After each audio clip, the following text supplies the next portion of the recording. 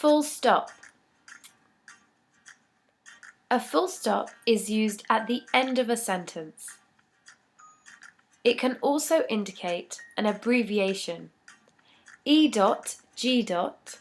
is the abbreviation for example. A full stop is always followed by a capital letter at the start of the next sentence.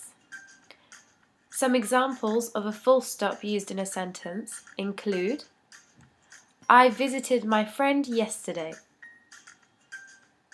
They are my neighbours. As you can see in both of these examples, the full stop is at the end of the sentence. Anna and Stacy went shopping yesterday.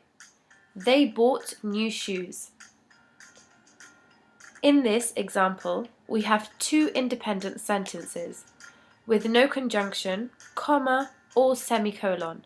Therefore, a full stop is required. Ali hadn't completed his homework. He thought it was due next week. In this example, try to think about where you would place the full stops and capital letter.